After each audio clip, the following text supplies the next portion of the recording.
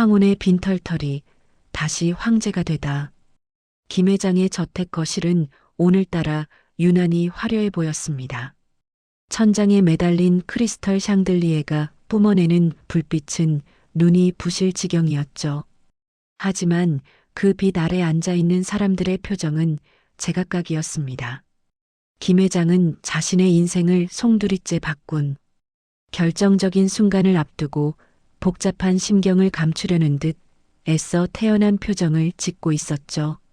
맞은편 소파에는 장남 철수와 장녀 영희 부부가 나란히 앉아 있었습니다. 그들은 오늘따라 유독 효심 깊은 자식들처럼 행동하고 있었죠. 철수는 연신 김 회장의 찻잔에 차를 따르며 아버지, 건강은 좀 어떠세요? 요새 날이 많이 찬데 걱정입니다라며 너스레를 떨었고 영희는 김 회장의 손을 꼭 잡고는 아빠, 우리가 더 자주 찾아뵈야 하는데 죄송해요라며 금방이라도 올 것 같은 표정을 지었거든요. 하지만 김 회장은 알고 있었습니다. 그들의 눈빛 뒤에 숨겨진 검은 속내를 말이죠. 내 건강이 예전 같지 않다는 건 너희도 잘 알 거다. 그래서 내린 결정이니 다들 잘 듣거라. 김 회장의 목소리가 거실의 정적을 깼습니다. 자식들의 시선이 일제히 김 회장의 입술에 고정되었죠.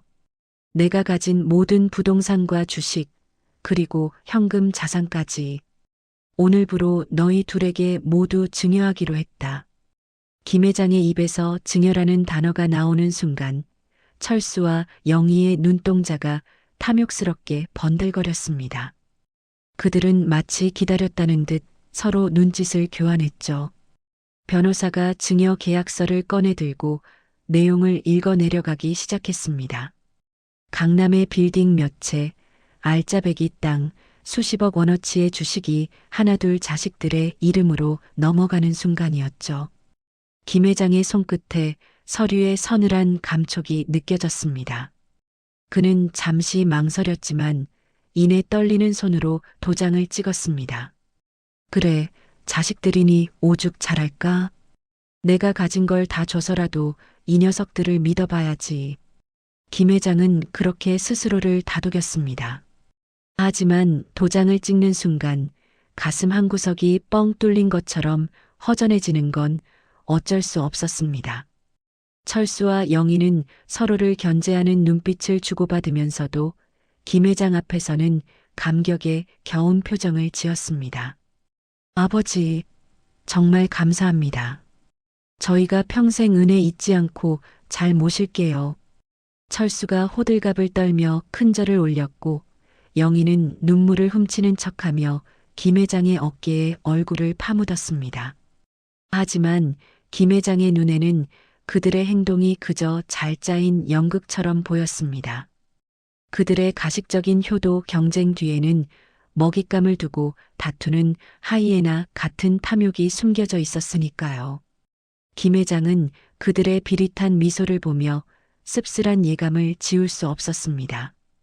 그것이 앞으로 다가올 비극의 서막이라는 것을 그때는 미처 깨닫지 못했죠. 증여 절차가 마무리되고 불과 한 달도 채 지나지 않았을 때였습니다. 김 회장의 삶은 마치 롤러코스터를 탄 것처럼 순식간에 나락으로 떨어졌죠. 평생을 살아온 강남의 화려한 저택에서 쫓겨나다시피 하여 재개발, 예정지에 다 쓰러져가는 낡은 주택으로 이사를 하게 된 겁니다. 이사 당일 자식들의 태도는 김 회장의 예상보다 훨씬 더 차가웠습니다. 그들은 이삿짐 센터 직원들보다 더 서두르며 김 회장의 짐을 대충대충 날랐죠. 아버지, 여기가 공기도 좋고 조용해서 요양하시기 딱이에요. 저희가 용돈은 매달 섭섭지 않게 챙겨드릴 테니 아무 걱정 마시고 푹 쉬세요. 철수는 김 회장의 눈을 제대로 마주치지도 않은 채 입에 발린 소리만 늘어놓으며 서둘러 자리를 떴습니다. 영희 역시 아빠 필요한 거 있으면 언제든지 연락해. 우린 바빠서 이만 가볼게라는 영혼 없는 말만 남긴 채 오빠의 뒤를 따랐죠. 그들이 떠난 뒤 김 회장은 텅 빈 단칸방에 홀로 남겨졌습니다. 곰팡이 냄새가 코를 찌르고 벽지 곳곳은 누렇게 색이 발해 있었죠. 평생 화려한 빌딩 숲을 내려다보며 살았던 그가 이제는 곰팡이 핀 담벼락을 마주하게 된 현실이 도무지 믿기지 않았습니다. 밤이 깊어지자 찬바람이 문틈으로 새어 들어왔습니다.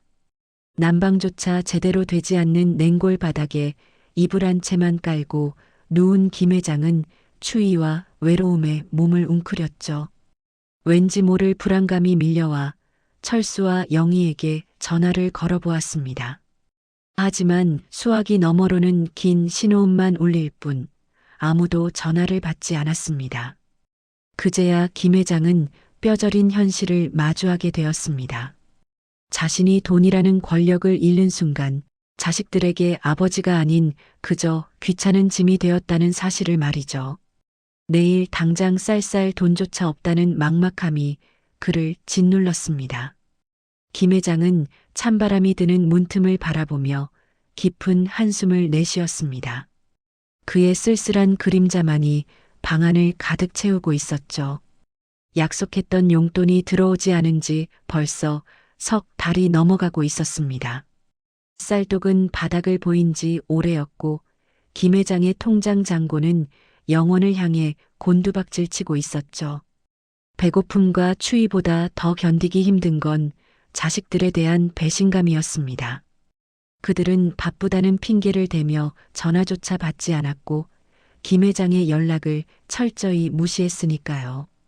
참다 못한 김 회장은 굶주림과 분노에 치를 떨며 아들 철수의 회사로 찾아갔습니다. 하지만 회사 입구에서부터 문전박대를 당하고 말았습니다. 어르신, 여기 이렇게 오시면 안 됩니다. 대표님 지금 바쁘셔서 못 만나세요. 경비원은 김 회장의 남루한 행색을 위아래로 훑어보며 잡상인 취급을 했습니다. 왕년의 김 회장에게는 상상도 할 수 없는 수모였죠. 김 회장은 분통을 터뜨리며 소리쳤지만 돌아오는 건 싸늘한 시선뿐이었습니다. 딸 영희는 해외 골프 여행을 갔다며 연락조차 되지 않았고 김 회장은 그제야 그들이 자신을 철저히 버렸음을 인정해야만 했습니다. 터덜터덜 힘없는 발걸음으로 시장을 걸으며 떨이 채소라도 살까 기웃거리던 중이었습니다. 건너편 도로에서 낯익은 고급 외제차가 김 회장의 시야에 들어왔습니다. 차에서 내린 건 다름 아닌 철수와 그의 아내였죠. 명품으로 휘감은 그들의 모습은 초라한 김 회장과 너무나 대조적이었습니다. 김 회장과 눈이 마주친 순간 철수는 당황한 기색이 역력했습니다. 하지만 그는 이내 못 본 척 고개를 획 돌리며 아내의 손을 이끌고 황급히 자리를 피했습니다. 그 순간 김 회장의 안에서 무언가가 툭 하고 끊어지는 소리가 들렸습니다. 자식에 대한 마지막 기대와 믿음마저 산산조각 나는 순간이었죠. 김 회장은 다리에 힘이 풀려 시장 바닥에 주저앉고 말았습니다. 그리고는 마치 짐승처럼 목 놓아 울부짖었습니다. 그의 처절한 울음소리가 시장통의 소음 속에 묻혀 허공으로 흩어졌습니다. 자식들에게 버림받았다는 충격과 배신감은 화병이 되어 김 회장의 몸을 갉아먹었습니다. 그는 며칠을 좁은 단칸방에서 알아누워 고열에 시달려야만 했죠. 때로는 헛것이 보이기도 했고 이대로 비참하게 죽는 게 낫겠다는 생각마저 들었습니다. 하지만 죽음조차 마음대로 되지 않았습니다.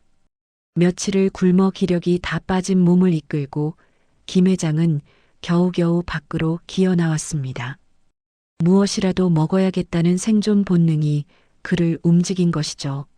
멍하니 시장 골목을 헤매던 김 회장은 정신을 잃고 쓰러지기 직전 어디선가 풍겨오는 구수한 냄새에 이끌려 한반찬 가게 앞에 멈춰 섰습니다. 가게 주인인 박 여사는 초라한 김 회장의 행색을 보고도 실은 내색 하나 없이 따뜻한 국밥 한 그릇을 말없이 내어주었습니다. 평생 돈으로 사람을 부리고 의심하며 살았던 김 회장에게 대가 없는 친절은 낯설고도 충격적인 경험이었습니다. 그는 난생 처음 받아보는 온정에 목이 메어 국밥 그릇에 뜨거운 눈물을 뚝뚝 흘렸습니다. 그런데 국밥을 한 숟가락 뜨는 순간 잊고 살았던 젊은 날의 기억이 번개처럼 김 회장의 머릿속을 스치고 지나갔습니다. 이 맛이 아니야. 내가 예전에 만들던 그 맛이 아니라고. 그것은 그가 수십 년 전 맨손으로 시장통에서 호떡 장사를 시작하며 개발했던 전설의 특제 소스의 맛이었습니다. 그 맛을 기억해낸 순간 김 회장의 눈빛이 다시 살아나기 시작했습니다. 그의 가슴 속에서 꺼져가던 희망의 불씨가 다시 타오르기 시작한 것입니다. 박 여사가 건넨 따뜻한 국밥 한 그릇은 식어가던 김 회장의 심장에 다시 뜨거운 불을 지폈습니다. 그는 염치를 무릅쓰고 박 여사에게 매달렸습니다. 박 여사님, 제게 가게 한 귀퉁이만 빌려주십시오. 은혜는 반드시 갚겠습니다. 김 회장의 간절한 눈빛에 박 여사는 못 이기는 척 가게 앞 작은 공간을 내어주었죠. 김 회장은 그 길로 고물상에서 낡은 무쇠펜과 집기들을 구해왔습니다. 그리고 수십 년간 가슴속에 묻어두었던 진짜 기술, 전설의 특제 소스를 기억해내며 밀가루 반죽을 시작했습니다. 그래, 내가 빌딩은 잃었어도 이 손기술은 못 잊었지. 다시 시작하는 거야. 김 회장은 입술을 굳게 다물고 반죽을 치댔습니다. 예전처럼 날렵한 손놀림은 아니었지만 무쇠. 펜 앞에서는 눈빛만큼은 빌딩을 올리던 시절보다 더 뜨겁게 타올랐죠. 처음엔 시장 상인들도 수군거렸습니다. 아니, 왕년에 김 회장이 다 늙어서 호떡 장사를 한다고? 노망이 나도 단단히 났구먼. 하며 비웃기 바빴습니다. 하지만 김 회장은 아랑곳하지 않았습니다. 무쇠팬에 기름을 두르고 반죽을 올리자 치익하는 경쾌한 소리와 함께 고소한 기름 냄새가 시장 골목에 퍼져나가기 시작했습니다. 노릇노릇하게 구워진 호떡이 달콤하고 고소한 향기를 풍기자 지나가던 사람들의 발걸음이 하나둘 멈춰 섰습니다. 어머, 이 냄새 뭐야? 너무 맛있겠는데? 호기심에 호떡을 사 먹은 손님들의 눈이 휘둥그레졌습니다. 겉은 바삭하고 속은 쫄깃한 식감에 김 회장만의 비법 소스가 어우러져 기가 막힌 맛을 냈거든요. 여기저기서 감탄사가 터져나왔습니다. 김 회장의 황금 손맛이 아직 녹슬지 않았음을 증명하는 순간이었죠. 그때였습니다. 커다란 카메라를 든 젊은이가 호떡 냄새에 이끌려가게 앞으로 다가왔습니다. 그는 유명한 푸드 인플루언서였죠. 김 회장의 호떡을 한 입 베어 문 그는 눈을 번쩍 뜨더니 카메라를 켜고 흥분된 목소리로 외쳤습니다. 여러분, 제가 드디어 찾았습니다. 여기 진짜 전설이 나타났어요. 이 호떡 정말 미쳤습니다. 그가 찍은 영상은 순식간에 SNS를 타고 퍼져나갔고 김 회장의 작은 호떡 가게 앞에는 새로운 기적이 싹트고 있었습니다. SNS의 위력은 실로 대단했습니다. 푸드 인플루언서의 영상이 퍼지자 김덕배 호떡집은 하루아침에 전국적인 명소가 되었습니다. 매일 아침 문을 열기 전부터 가게 앞에는 긴 줄이 늘어섰고 김 회장은 호떡을 굽느라 허리 한번 제대로 펼 시간이 없었죠. 밀려드는 손님들 덕분에 현금은 다시 본물 터지듯 들어왔고 김 회장은 호떡 재벌이라는 새로운 별명까지 얻게 되었습니다. 회장님, 오늘도 대박이네요.